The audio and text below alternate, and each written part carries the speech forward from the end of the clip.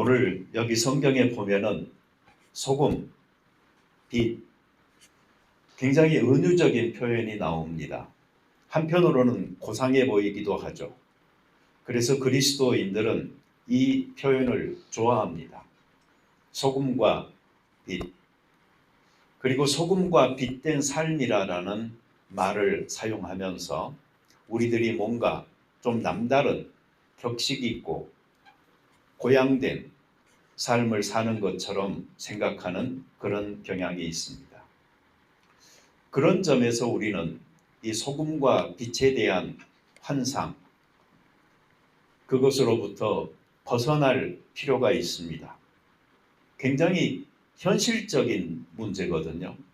예수님께서 이 본문에서도 뒷부분에서 분명하게 밝혔듯이 소금과 빛은 결국 어떤 거였죠? 선한 행실. 그러니까 착하게 살아라, 선을 행해라. 결국 이런 말에서 크게 벗어나지 않는 예수님의 가르침이 바로 이 빛과 소금인 것입니다. 소금으로 산다는 것은 무엇일까요? 한국 사람들은 일반적으로 받아들이는 의미가 있어요.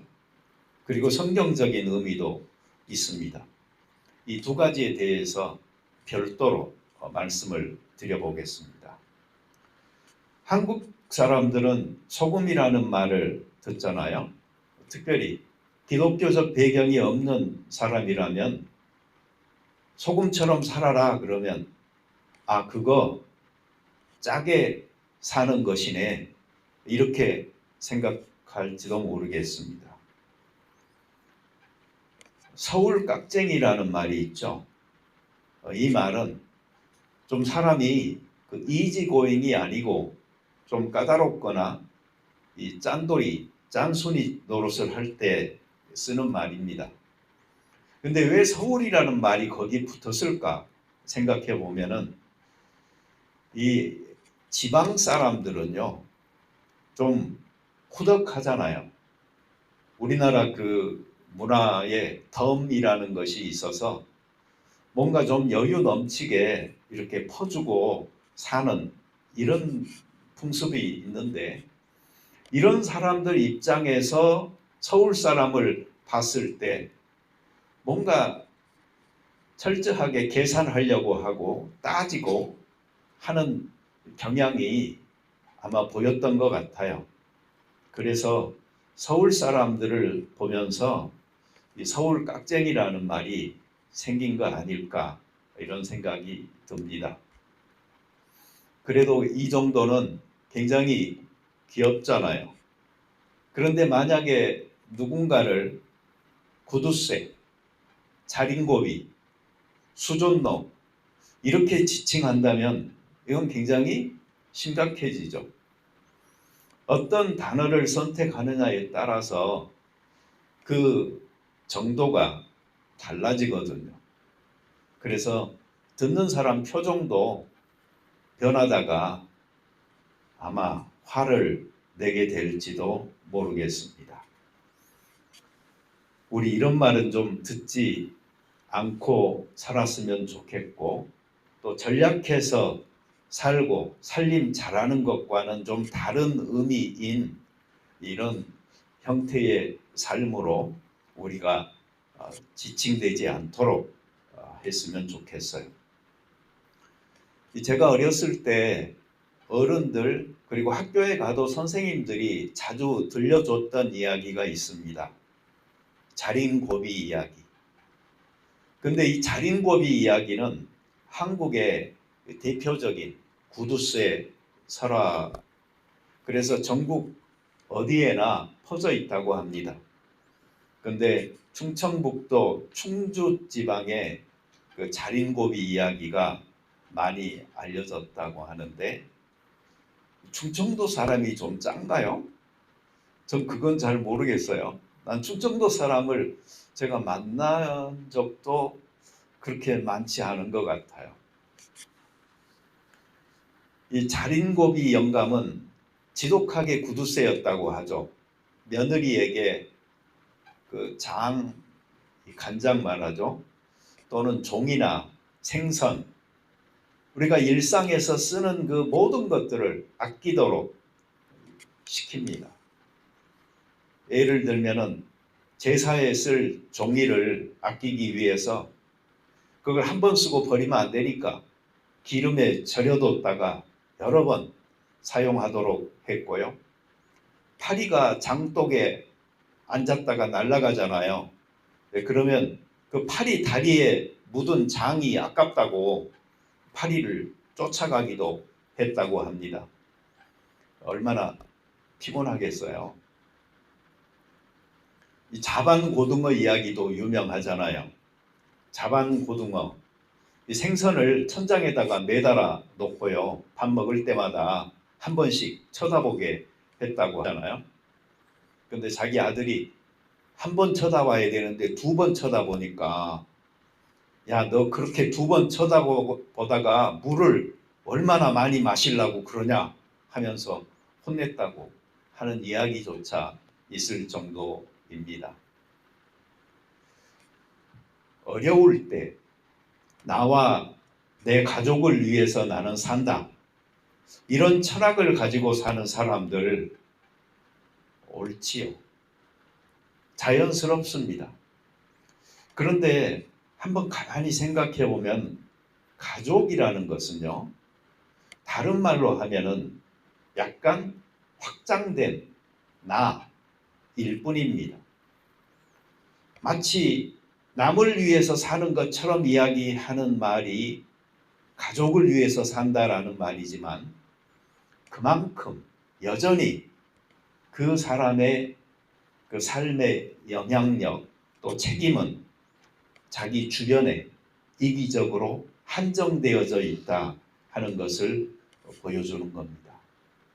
그래서 우리는 가능하면은 이웃까지 포함시켜서 우리의 나눔과 사랑을 실천할 수 있어야 되겠어요.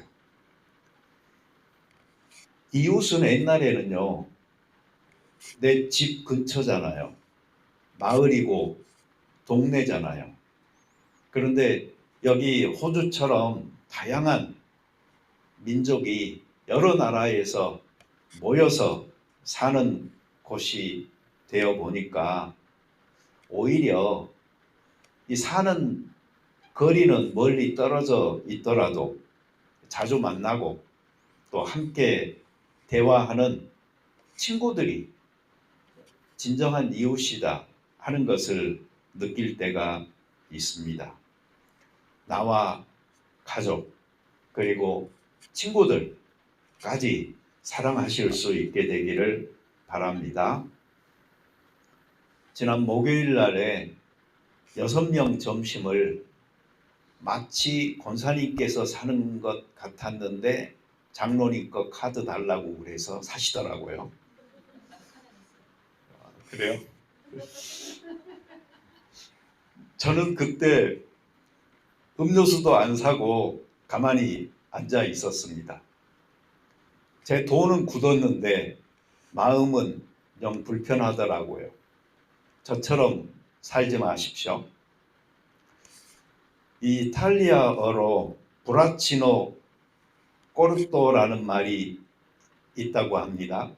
근데 이 말의 뜻은 팔이 짧다라는 뜻이래요. 돈을 내려고 하는데 팔이 짧아가지고 주머니까지 손이 안 닿는 거예요. 제가 그랬습니다. 또 중국어로요, 티에 꽁지라는 말이 있는데 이것은 쇠로 만든 수탉이라는 의미로 한 푼도 털리지 않는다 라는 의미의 은유적인 표현이라고 합니다. 제가 그랬습니다.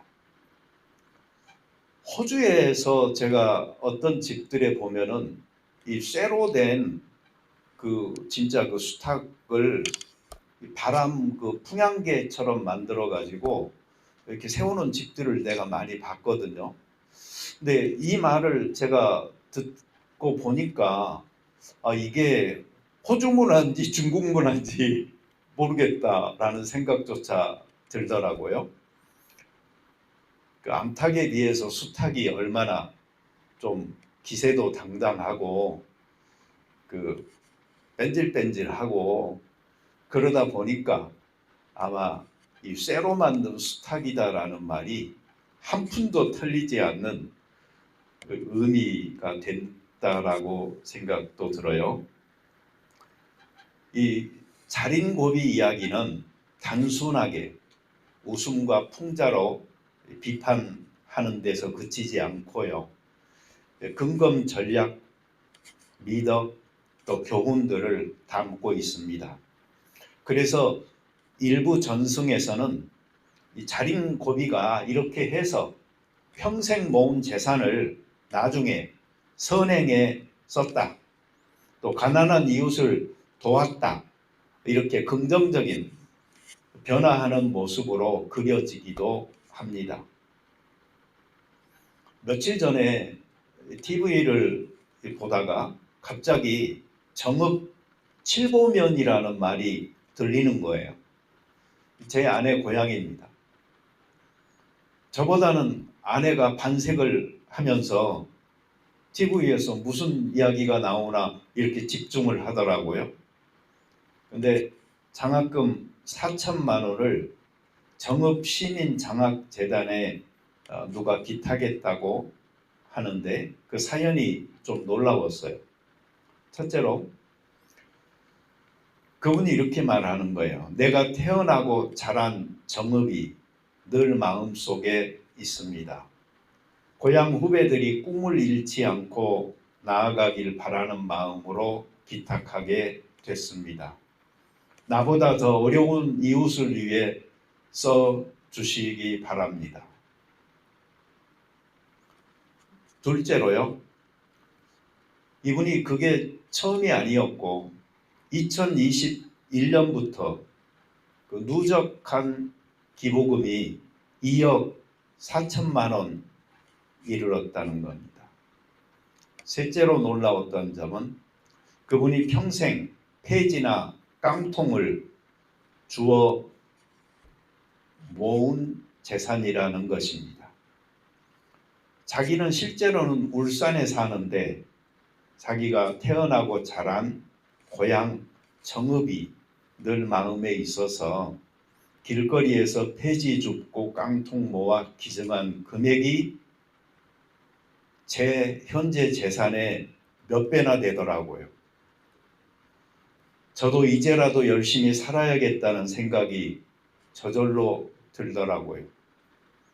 늦게 철들었는지 요즘은 이제 노후 걱정도 좀 하게 되는데 이분이 저에게 희망을 줬어요. 폐지 줍고 깡통 모아 기부까지 가능한가 싶어서 아직 늦지 않았다라는 생각이 듭니다. 제 인생 후반을 위해서 여러분 관심 가져주시고 후원해 주시기 바랍니다. 사람이요, 이 전략하는 거 그리고 인색한 거 그 경계에서 잘 할 필요가 있어요. 무엇이 이런 차이를 만드냐면 나에 대한 기준과 남에 대한 기준입니다. 나에 대해서는 조금 더 엄격하게 하고요. 남에 대해서는 조금 더 여유 있게 해야지 문제가 없어요. 그런데 이게 반대가 되면은 문제가 발생합니다. 영어에도 전략한다는 그 좋은 말부터요, 수준노에 해당하는 말까지 아주 다양한 표현들이 있어요. 제가 챗 GPT한테 물어봤거든요. 그랬더니 아주 정리를 깔끔하게 해주더라고요. 봐보세요. 여기 9가지 말이 나오잖아요. 네, 근데 1번, 2번은요, 좋은 거예요. 이런 건 근검 전략하는 거예요. 특히 그 2번 보잖아요. 스리프트라는 말. 이것은 그 렌탈하는 그 카 브랜드기도 하잖아요. 예. 근데 여기까지는 참 좋은 거예요. 근데 3번, 4번은요, 조금 그냥 아끼면서 사는 정도. 그런데 이제 5번부터는요, 남한테는 쓰면은 안 되는 말이에요. 남한테 쓰면은 이제 신뢰가 되고 화가 닥칠 수 있는 말이 5번부터 마지막 스크루지라는 말까지 여러 가지로 있습니다. 우리 지난주에도 봤듯이요, 소금과 빛이라는 게 무슨 뭐 고상한 은유를 통해서 우리가 살아가는 삶이 이처럼 왕 같은 제사장입니다 라고 우리를 격상시키기 위해서 예수님이 하신 말씀이 아니고, 그냥 선하게 살아라, 착하게 살아라, 너희들 필요한 사람이 되도록 해라, 뭐 이런 말이라는 거. 그런데 그런 사람이 되려고 했을 때요, 이 소금이라는 말을 잘못 오해해서 내가 짜게 살아가지고서는 도저히 그 착한 행실이 나올 수가 없는 것입니다. 자, 그러면 성경에서 이 소금이라는 것은 어떤 의미가 있는지 굉장히 많아요. 그런데 그 중에 대표적인 세 가지만 정리를 좀 해보도록 하겠습니다. 첫째로 소금은 성경에서 신뢰를 의미합니다. 언약, 계약, 이것과 연관되어져 있어요. 소금에 마치 아무리 적게 쪼개져도 변하지 않는다라는 그 특성 때문에 이것은 성경에서 하나님의 불변성, 신실하심을 의미하게 되어졌습니다. 누구하고 약속을 했는데 그 약속을 한 상대방이 마음이 바뀌어버렸다고 생각해 보세요. 그러면 그 약속, 언약은 깨지게 되는 것이고 아무런 소용이 없잖아요. 하나님께서 우리와 언약을 하셨는데 그 하나님이 신실치 못하셔가지고 그 약속을 바꿔버렸어요. 그러면은 어떻게 되겠습니까? 그렇기 때문에 변하지 않는 그 하나님의 신실성에 기초한 이 언약의 불변성, 이것을 상징하는 말이 바로 소금입니다. 사람도 그래요. 자꾸 변하는 사람들이 있잖아요. 한번 생각해 보세요. 해마다 인성이 달라져요. 계절마다 성격이 바뀌어요. 한 달마다 기질이 바뀌어요. 주마다 성품이 달라져요. 이런 사람은 어떻게 우리가 신뢰하기 어렵잖아요. 누구라는 그 이름으로 대표되는 그 사람의 성품, 인격, 그 삶의 발자취가 늘 그 자리에 변동 없이 서 있을 수 있을 때에 우리는 그 사람을 신뢰할 수 있는 것입니다. 근데 요즘 바뀌어서 좋은 것도 좀 있더라고요. 그 윤 전 대통령 옹호하던 사람들이 특검 시작되고 재판 가게 되니까 바뀌잖아요. 말들이 바뀌잖아요. 그래서 사람들은 이렇게 말하더라고요. 보스가 좀 책임을 지고 부하들을 잘 지켜줄 줄 알았더니 반대인 거예요. 책임을 전부 다 다른 사람한테 떠넘기고 나는 아니다 라고 하는 저 태도에 사람들이 고개를 돌리기 시작해서 지금은 모든 사람들이 바로 저 사람이다 라고 손가락질을 하고 있다라고 말을 합니다. 무언가에 이렇게 씌워져 있다가요, 제대로 되는 느낌? 진실을 향하여서 가는 느낌이 들잖아요. 사회에 해악을 끼치는 사람들이 악을 위해서 결의하고 맹세하고 언약했던 일들은 깨져도 됩니다. 하지만 선한 일을 위해서 결의하고 맹세하고 언약했던 사람들은 견고하게 서야 합니다. 하나님께서 변치 않는 분이라는 이 확실함, 이것이 소금이라는 변치 않는 신뢰로 나타나고 있습니다. 민수기 18장 19절, 역대하 13장 5절에 보잖아요. 그러면 거기에 소금 언약이라는 말이 나옵니다. 소금 언약, 좀 생소한 말일지 모르겠지만 지금도 어떤 지역에서는 이 결혼할 때요, 신랑 신부 입에 이 소금을 이렇게 맛보도록 넣어주는 그런 습관이 있다고 해요. 그것은 야, 너 짜게 살아라, 아껴서 부자 되라 라는 의미로 입에 이렇게 넣어주는 게 아니고요. 이 소금의 맛처럼 오늘의 그 언약 앞에 신실하게 변하지 말고 잘 살아라 라는 의미인 것입니다. 둘째로 소금은 정결케 한다, 성결케 한다, 이 거룩과 관련되어져 있습니다. 성경에 보면은 이 신생아가 이렇게 태어나잖아요. 그러면 소금으로 그 몸을 문질러서 정결하게 했던 적도 있고요. 또 제사 드리는 그 제물에 소금을 뿌리도록 성경은 명령합니다. 하나님 앞에 드리기 전에 소금으로 뿌려서 깨끗하게 한 다음에 드려라, 이런 말이죠. 소금을 뿌리는 이유가 바로 깨끗하게 하고 거룩하게 하고 성결케 하는 것이죠.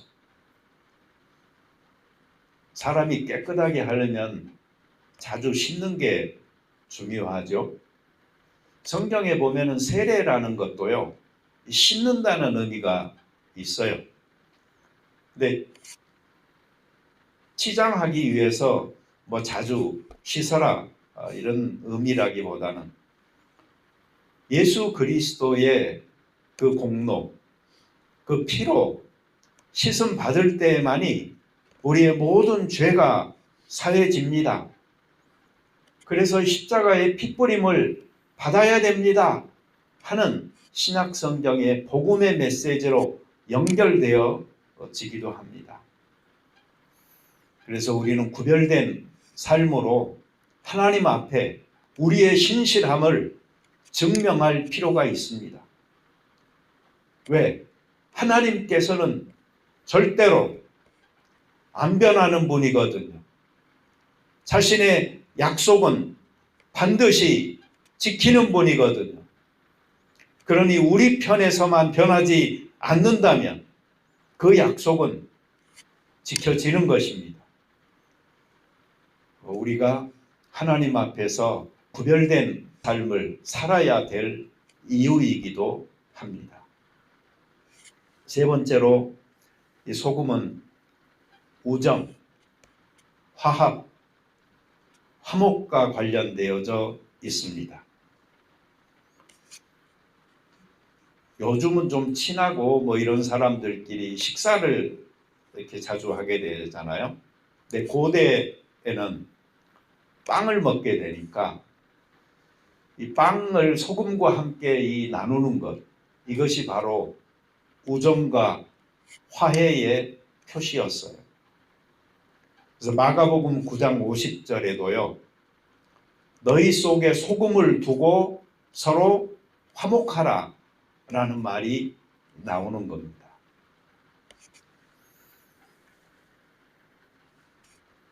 소금이 불변성, 신실성, 계약, 언약을 의미한다라고 말씀드렸습니다. 드렸잖아요. 예. 그러니까 소금처럼 다시 불변하는 그리고 신실한 그 삶의 모습으로 돌아가서 다시 화해하고 잘 지내라, 이런 의미인 것입니다. 아마 나라별로 우정이라고 하면은 굉장히 많은 의미가 있겠지만 한국 사람들에게 우정은 뭘까 생각해 보잖아요. 그러면 그 우정에 관한 연상되는 제일 큰 특징이 변치 않는 것 같아요. 그래서 드라마나 뭐 이런 거 봐도요, 친구들이 그런 말들 많이 하잖아요. 우리 우정 끝까지 변치 말자. 이 말이 결국 의리라는 말이죠. 의리, 서로 잘 지키자 하는 말로도 변합니다. 대개는 여자보다는요, 남자들에게 우정이 더 소중한 것처럼 보여요. 제가 왜 그럴까 그 이유를 생각해 봤는데, 물론 군대와 같은 어떤 그 동일한 그 문화적 체험이 여자분들에게는 상대적으로 조금 약한 면도 있어서 그러겠지만, 남자에 비해서 여자분들이 더 현실적이거든요. 그래서 실용성을 추구하다 보잖아요. 그러면은 이 추상적 언어인 우정은 뒤편으로 물러나 버리죠. 우정이나 의리가 밥 먹여줘 이렇게 되잖아요. 그러면은 그 남자들은 우정이나 의리를 지키려고 했다가도 고개를 숙이는 경우가 많이 생기는 듯합니다.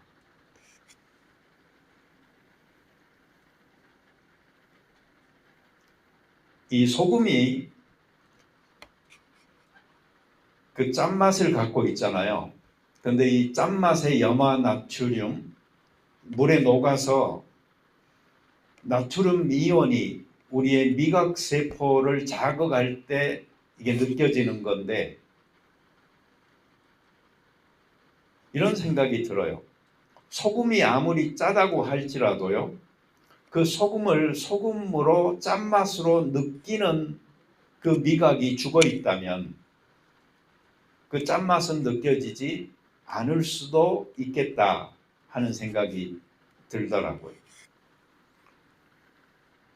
그러니 소금이 맛을 잃지 않고 제 역할을 하는 것도 소중하지만, 이를 소금의 맛으로 인식하는 이 기능도 소중합니다. 복으로 알 때, 그때의 이 정기적 신호가 발생해 연결되고 통하는 것이죠. 그리고 이런 사람들이 함께 서로 섬김과 봉사를 실천하면서 감사가 풍성한 공동체로 이루어 갈 수 있게 되는 것입니다. 한번 여러분들 주위를 돌아보세요. 이 사람이 정말 진국이었는데, 소금인데,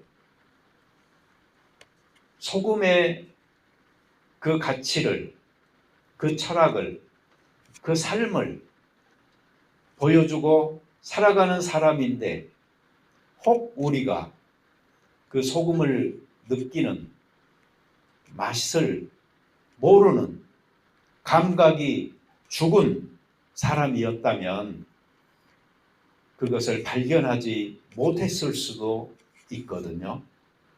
그러니 우리는 나 자신이 소금처럼 살아야 되겠다 하는 것도 소중하지만, 소금처럼 살고 있는 다른 사람들의 그 삶에 인식을 하고 또 감사하고 박수를 보내줄 수 있는 우리가 서로 되어져야 되겠습니다.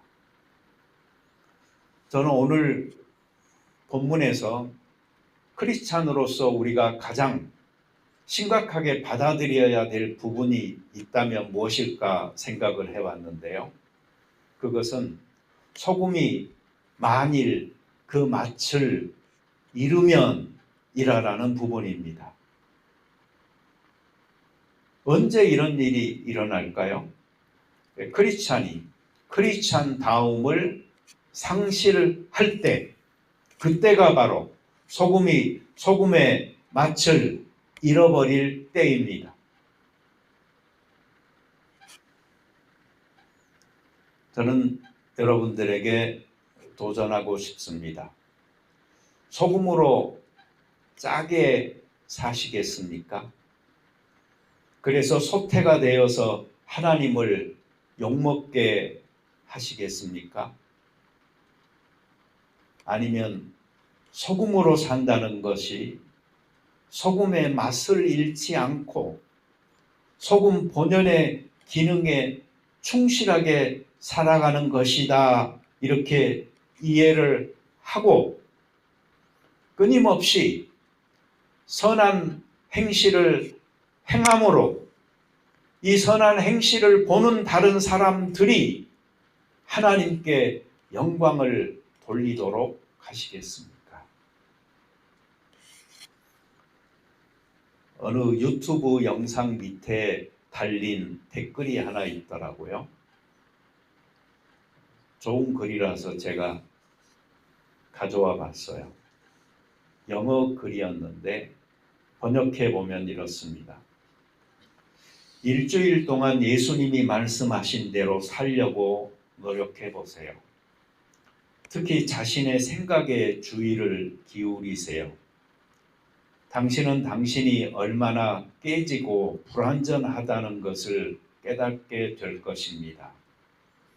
그리고 겸손하게 이것을 깨닫고 하나님께 용서를 구하고 자신을 받아들이세요. 다른 사람들도 모두 상처받았음을 알면 우리가 남을 판단할 수 있을까요? 아니요. 우리는 하나님의 의도대로 서로를 용서하고 동정심을 가져야 합니다. 우리 모두가 그렇게 한다면 참으로 뜻이 하늘에서 이루어진 것 같이 땅에서도 이루어질 것입니다. 아멘. 오늘부터 소금으로 사십시오. 짜게 살라는 말이 아닙니다. 소금으로 역할을, 기능을 하라라는 말입니다. 우리 같이 기도 드립니다. 사랑의 주님, 감사합니다. 소금과 빛이라는 이 추상적이고 은유적인 표현이 현실적인 감각마저 마비시켜버리므로 우리들은 그저 기독교 그리고 종교 의식적인 차원에서 이 소금과 빛을 소비하고 있는 사람들이 되어져 있습니다. 주님, 우리로 하여금 그 본질은 우리가 행하는 착한 행실이다라는 것을 깨닫게 하시고 선한 자로 내가 하나님께 영광 돌려야 되겠다라는 생각보다는 나를 보는 다른 사람들이 하나님께 영광을 돌리는 귀한 일이 우리들 주변에서 일어나게 도와 주옵소서. 예수님의 이름으로 기도드립니다. 아멘.